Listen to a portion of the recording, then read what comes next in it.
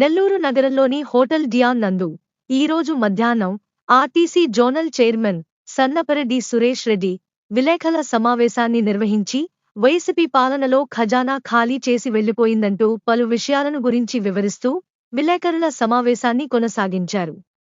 ఈ కార్యక్రమంలో జిల్లా అధ్యక్షులు వంశీకృష్ణారెడ్డి, విడతల రమేష్, చిలకా ప్రవీణ్, గిరి కృష్ణ, వెంకటేశ్వర్లు తదితరులు పాల్గొన్నారు.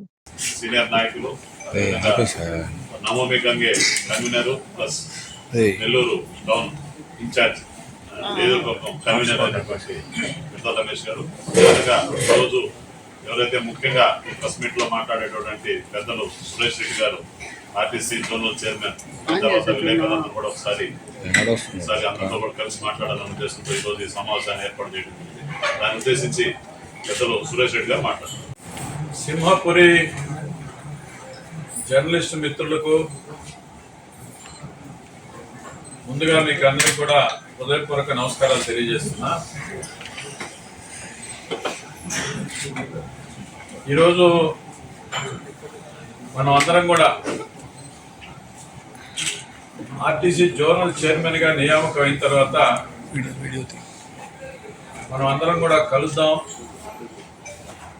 ఒకరికొకరు హృదయం మాట్లాడుకొని కొంత కలిసి ఈ యొక్క డిన్నర్లో కూడా పాలు పంచుకుందాం అని చెప్పేసి మిమ్మల్ని అందరినీ కూడా ఆహ్వానించడం జరిగింది.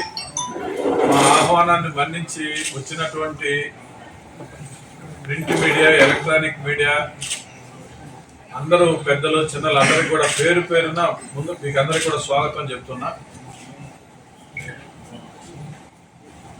ఇవాళ వైఎస్ఆర్సీపీ సర్కార్ ఏదైతే ఉందో తొందరపాటు అనాలోచిత నిర్ణయాలు చేస్తూ రాష్ట్రంలో అభివృద్ధిని తుంగలో దొక్కి అనేక సంస్థలని నిర్వీర్యం చేసినటువంటి ఘనత ఇవాళ వైఎస్ఆర్సీపీకి దక్కింది. రాజశేఖర్ రెడ్డి గారి వారసులుగా నేను అధికారంలోకి వస్తున్నాను, నాకు ఒక అవకాశం అని చెప్పినటువంటి గత ముఖ్యమంత్రి ఆయన యొక్క నియంతృత్వ పోకడల కారణంగా, అవగాహన రాహిత్యం కారణంగా, సమిష్టి నిర్ణయాలు తీసుకోకుండా గడచివిని పెట్టిన కారణంగా ఈ రాష్ట్రంలో అనేక రకాలైనటువంటి సమస్యలు ఉత్పన్నం అవుతూనే ఉన్నాయి. అప్పు చేసి పప్పు కూడా చేసినట్టుగా రాష్ట్ర ఖజానాన్ని మొత్తం కూడా తమ స్వార్థ ప్రయోజనాల కోసంగా మొత్తం గుల్ల చేసి 9,65,000 కోట్ల రూపాయలకు పైగా అప్పులు పాలు చేసినటువంటి సంగతి మీకు అందరికీ కూడా తెలుసు.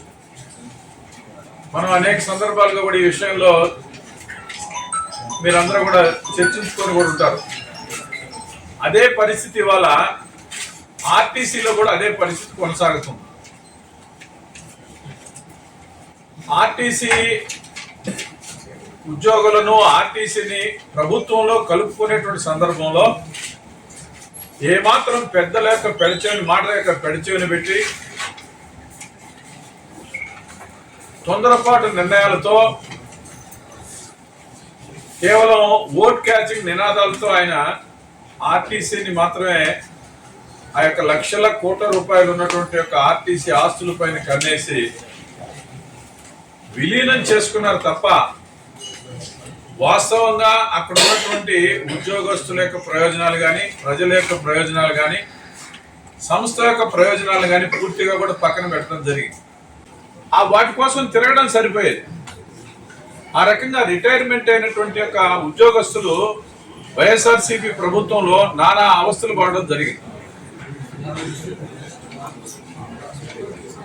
పిఎఫ్ కానీ, లీవ్స్ కానివ్వండి, లేదా రకరకాల బెనిఫిట్స్ అన్నింటినీ కూడా ప్రభుత్వం ఎక్కడ కూడా క్లియర్ చేసేది కాదు. ఒక్కసారిగా రాకుండా ఇన్స్టాల్మెంట్స్ రాగా వచ్చి వాళ్ళు తిరిగి ఆ రిటైర్మెంట్ ఎంప్లాయీస్ ఏదైతే ఉన్నారో చాలా వాళ్ళ కుటుంబాలు కూడా కొన్ని ఆత్మహత్య చేసుకున్నటువంటి పరిస్థితి. నేను ఇంకొక మాట అడుగుతున్న ఈ ప్రభుత్వాన్ని, ఉద్యోగస్తులందరూ మాకు కూడా మిగతా ఉద్యోగస్తుల మాదిరిగా పెన్షన్ వస్తుందేమో, మాకు ఆ 50% మా యొక్క బేసిక్ లో నుంచి మాకు కూడా వస్తాయో అని చాలా ఆనందపడ్డారు బాబు. కానీ ఈ రోజు కూడా దాని వైఎస్ఆర్సీపీ ప్రభుత్వం కేవలం వాళ్ళ ఆస్తుల పైన కన్నేసి దాన్ని అట్లా అటకెక్కించేసింది తప్ప ఏ రకమైనటువంటి ఒక పరిస్థితులు వాటిని చక్కబెట్టలేదు. అడ్డం పెట్టేసి ట్రాఫిక్ చాలా అస్తవ్యస్తంగా ఉంది. నేను నిన్న ఎస్పీ గారిని అదే రకంగా డిఎస్పీ గారిని ఇద్దరిని కూడా స్వయంగా కలిసి ఇక్కడ ఉన్నటువంటి పరిస్థితిని చక్కదిద్దాల్సిన అవసరం ఉందని కూడా నేను చెప్పడం జరిగింది. ఆ రకంగా నేను ఆర్టీసీ కార్మికుల ప్రయాణికుల ప్రయోజనాల విషయంలో ఇప్పటికే నా వంతు కర్తవ్యాన్ని నేను మొదలుపెట్టి ఆ దిశగా ప్రయత్నాలు చేస్తున్నాను. చేయాల్సినటువంటి విషయాలు చాలా ఉన్నాయి. అయినప్పటికీ మీ అందరి సహకారంతో మీ దగ్గర నుంచి వచ్చే సూచనలు తీసుకొని మన వంతు ప్రయత్నంగా ఆర్టీసీ యొక్క కొంత కార్మికులకు కానీ ప్రయాణికులకు మెరుగైన సౌకర్యాలు వచ్చే విధంగా నా వంతు ప్రయత్నం చేస్తానని మనవి చేస్తున్నాను. మీకు గాని ఈ వీడియో నచ్చితే లైక్ చేయండి, షేర్ చేయండి, సబ్స్క్రైబ్ చేయండి. మరిన్ని వీడియోల కోసం గంట సింబల్ని ట్యాప్ చేయండి.